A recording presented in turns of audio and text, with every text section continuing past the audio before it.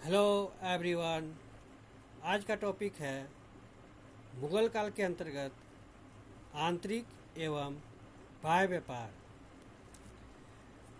मुगल शासन ने भारत में कुछ ऐसे कारकों को जन्म दिया जिसके परिणाम स्वरूप आंतरिक एवं बाह्य व्यापार दोनों को प्रोत्साहन मिला।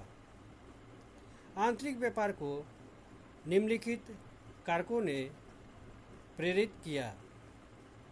प्रथम, मुगलों के अधीन एक शक्तिशाली साम्राज्य की स्थापना हुई। इस मुगल साम्राज्य का महत्वपूर्ण बंदरगाहों पर नियंत्रण रहा। फिर इस काल में कानून व्यवस्था की स्थिति भी सुदृढ़ हुई। इस काल में राज्य के द्वारा नगद में भू राजस्व की वसूली पर विशेष बल दिया गया। इस प्रकार अर्थव्यवस्था के मौद्रीकरण को विशेष प्रोत्साहन मिला। शेरशाह के द्वारा मानक मुद्रा के रूप में रुपया और दाम को स्थापित कर दिया गया था। मानकीकृत मुद्रा ने भी वाणिज्य व्यापार को अपने ढंग से प्रोत्साहन किया। परंपरागत रूप में ऐसा माना जाता है कि मुगल मध्य एशिया से आए थे, इसलिए वे व्यापार के प्रति उदासीन थे। परंतु हाल के अनुसंधान में यह स्थापित होता है कि मध्य एशियाई राज्य घास से भरे वृक्षहीन विस्तृत मैदान में पड़ते थे, जिसमें कृषि भूमि का अभाव था। इसलिए उनसे होकर पूर्व से पश्चिम तथा उत्तर से दक्षिण जाने वाली सड़कों के उस जाल के महत्व के प्रति वे और भी जागरूक थे, जिन पर व्यापारिक मसलों का आगमन होता था। यही वजह है कि मुगल शासकों ने वाणिज्य व्यापार के विकास में व्यक्तिगत रुचि दिखाई। उदाहरण के लिए जहांगीर के द्वारा व्यापारियों को अतिरिक्त सुरक्षा प्रदान की गई। फिर यातायात तथा संचार व्यवस्था के विकास ने भी व्यापारिक गतिविधियों को प्रोत्साहन दिया। आंतरिक व्यापार को सड़कों की एक जाल सुगम बनाता था। शेरशाह के पश्चात लगभग सभी महत्वपूर्ण शासकों ने यातायात सुविधाओं को बढ़ाने का प्रयत्न किया। भारत में परिवहन का प्रबंध उस काल के यूरोप की तुलना में बेहतर था। मुख्य सड़कों पर 8-8 या 10-10 मीलों की दूरी पर सराय बने हुए थे। उपयुक्त बातों के अतिरिक्त एक ऐसी वित्त व्यवस्था के विकास से भी माल के संचालन में सुविधा हुई, जिसके अधीन धन को एक स्थान से दूसरे स्थान तक आसानी से पहुंचाया जा सकता था। यह काम हुंडियों के द्वारा किया जाता था। हुंडी एक साख पत्र थी, जिसका भुगतान एक खास अवधि के बाद बट्टा काटकर किया जाता था। हुंडी में प्रायः बीमे का भी समावेश होता था, जो माल की कीमत, गंतव्य, परिवहन की किस्म आदि के अनुसार अलग अलग होती थी। हुंडियों का इस्तेमाल इतना अधिक होता था कि अहमदाबाद के बाजार में व्यापारी अपने भुगतान या देनदारियों का निपटारा लगभग पूर्ण रूप से हुंडियों के जरिए ही करते थे। सिपाहियों के वेतनों के भुगतान के लिए अमीर भी हुंडियों का ही इस्तेमाल करते थे। इस काल में खाद्य पदार्थ तथा तरह तरह के वस्त्र उत्पादों का व्यापार अंतर क्षेत्रीय व्यापार का मुख्य घटक था। बंगाल शक्कर और चावल के साथ साथ बेहतर किस्म के मलमल तथा रेशम का भी निर्यात करता था। कोरोमंडल तट वस्त्र उत्पादन का एक केंद्र था तथा गुजरात एवं दक्कन से उसका व्यापार चलता था। गुजरात विदेशी माल का प्रवेश द्वार था। वहाँ से बेहतरीन सूती वस्त्र और रेशमी कपड़ा उत्तर भारत को भेजा जाता था। उसे खाद्यान्न तथा रेशमी कपड़ा बंगाल से मिलता था तथा मालाबार से काली मिर्च का आयात करता था। उत्तर भारत विलासिता की सामग्री का आयात करता था तथा नील और खाद्यान्नों का निर्यात करता था। हस्तशिल्प उत्पादन का एक और केंद्र लाहौर था। वह कश्मीर की विलासिता की सामग्री शाल, गलीचों आदि का वितरण केंद्र भी था। पंजाब और सिंध के उत्पाद सिंधु नदी से होकर बाहर ले जाए जाते थे। एक ओर तो उसका व्यापारिक संबंध काबुल और कंधार से था और दूसरी ओर दिल्ली तथा आगरा से। इस प्रकार हम देखते हैं कि उस काल में अंत क्षेत्रीय व्यापार के मुख्य घटक में खाद्य सामग्रियां तथा विलासितापूर्ण वस्तुएं दोनों शामिल थी। 16वीं सदी तथा 18वीं सदी के बीच का काल विदेशी व्यापार के विकास की दृष्टि से भी महत्वपूर्ण काल था। इस काल में कतिपय कारकों ने विदेश व्यापार को भी प्रोत्साहन दिया। मुगलों के अंतर्गत काबुल तथा कंधार भारतीय साम्राज्य के अंग बन गए थे। ये दोनों क्षेत्र क्रमशः पश्चिम एशिया तथा मध्य एशिया के महत्वपूर्ण व्यापारिक मार्गों पर स्थित थे। इस काल में स्वयं शाही घराना तथा कुछ महत्वपूर्ण कुलीनों के द्वारा वाणिज्य व्यापार के विकास में विशेष रुचि ली गई। प्रमुख अमीरों के भी अपने जहाज होते थे जो लाल सागर के बंदरगाहों और दक्षिण पूर्व एशिया की नियमित यात्रा करते थे। उदाहरण के लिए जहांगीर, नूरजहां तथा शहजादा खुर्रम के पास अपने जहाज थे जो सूरत और लाल सागर के बंदरगाहों के बीच चलते थे।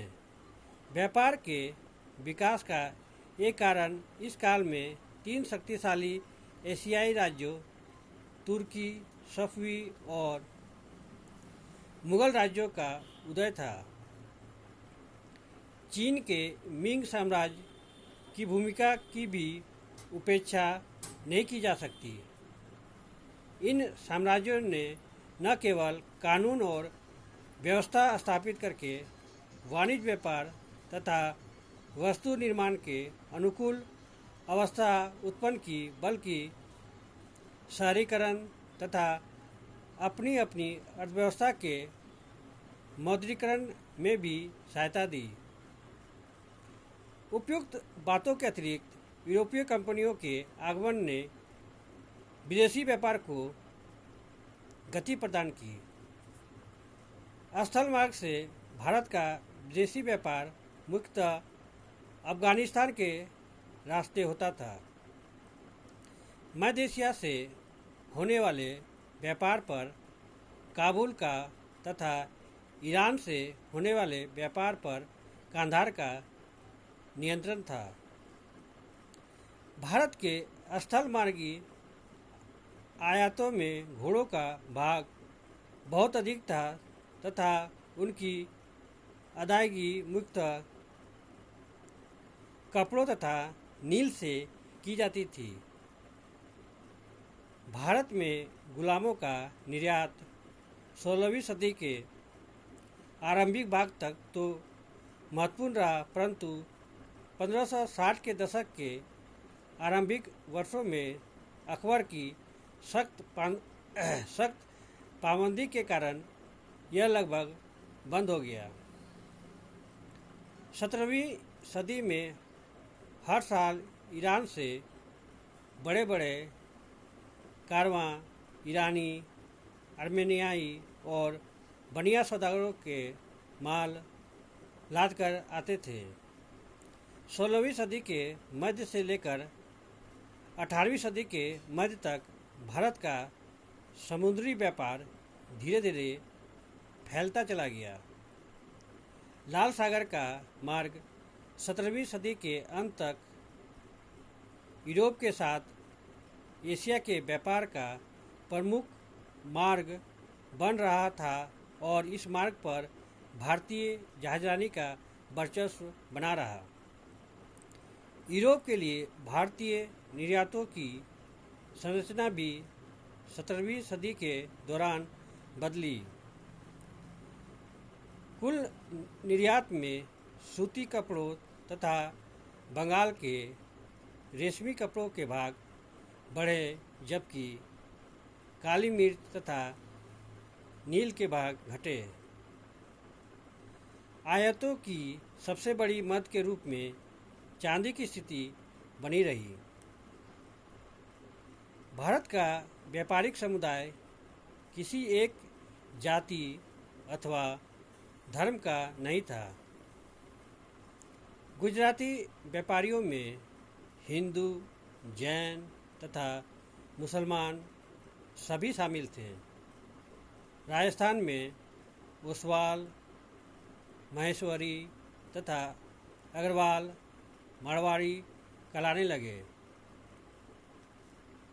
मध्य एशिया के साथ थल मार्ग से चलने वाला व्यापार मुल्तानियों, अफगानों तथा खत्रियों के हाथों में था। 18वीं सदी में मारवाड़ी महाराष्ट्र और बंगाल में फैल गए। कोरोमंडल तट के चेट्टी और मालाबार के मुसलमान व्यापारी, जिनमें हिंदुस्तानी और अरब दोनों शामिल थे, दक्षिण भारत के सबसे महत्वपूर्ण व्यापारिक समुदाय थे। 17वीं सदी में विदेश व्यापार की संरचना को आकार देने में यूरोपीय कंपनियों को भी महत्वपूर्ण भूमिका रही थी। सर्वप्रथम 16वीं सदी के आरंभ में पुर्तगाली मालाबार तट पर स्थापित हुए, परंतु उनकी मुख्य दिलचस्पी चुंगी की वसूली एवं भारतीय समुद्र पर नियंत्रण बनाए रखने में रही तथा भारत से निर्यात की जाने वाली मुख्य वस्तु मसाला ही बनी रही। फ्रांसीसी विद्वान फर्ना ब्रोदेल का मानना है कि पुर्तगाली तटकर अधिकारी बन गए तथा तटकर से होने वाली आय पुर्तगाली उद्यम का मुख्य स्रोत बन गई। इस प्रकार पुर्तगाली व्यापार के प्रतिष्ठित रंग रूप में कोई बदलाव नहीं ला पाए। डचों तथा ब्रिटिश के आगमन ने इस स्थिति में तेजी से परिवर्तन लाया। राज नियंत्रित पुर्तगाली कंपनी के विपरीत ये स्वतंत्र रूप से स्थापित कंपनियां थीं, किंतु गहराई से देखने पर हमें ज्ञात होता है कि उपयुक्त कंपनियों के बीच भेद भी महज ऊपरी स्तर पर था, क्योंकि इन कंपनियों को भी सरकारों को संरक्षण प्राप्त था तथा इन्हें भी अपनी सरकारों से सैनिक सहायता प्राप्त होती थी। डचों ने भारतीय सूती वस्त्र का उपयोग दक्षिण पूर्व एशिया के साथ व्यापार में किया। उसी तरह ब्रिटिश कंपनी ने भारत से मसाले के बजाय कुछ अन्य वस्तुओं के निर्यात को प्रोत्साहन दिया, जैसे सूती वस्त्र, कच्चे रेशम तथा सोरा। इस तरह यूरोपीय बाजार में इन वस्तुओं की मांग बढ़ गई। प्रारंभ में गुजरात से यूरोप के सस्ते कपड़े भेजे जाते थे। यह तथ्य दर्शाता है कि उस समय भारतीय कपड़ों का उपभोग यूरोपीय समाज के निचले तबके के लोग थे, किंतु आगे चलकर बंगाल तथा कोरोमंडल तट से उत्तम कोटि के सूती तथा रेशमी वस्त्र भेजे जाने लगे और 1660 ईस्वी तक कोरोमंडल तट का निर्यात गुजरात के निर्यात से 4 गुना अधिक हो गया। हिंद महासागरीय व्यापार में यूरोपीय कंपनियों की भूमिका हमेशा विवाद का विषय रही। यह तर्क दिया जाता है कि उनकी सफलता उनके बड़े आकार और संगठन का परिणाम थी, जिसके कारण वे समुचित गुप्त सूचनाएं प्राप्त करने में भी समर्थ हुए तथा आपूर्ति के प्रवाह को नियंत्रित करने में सफल हुए।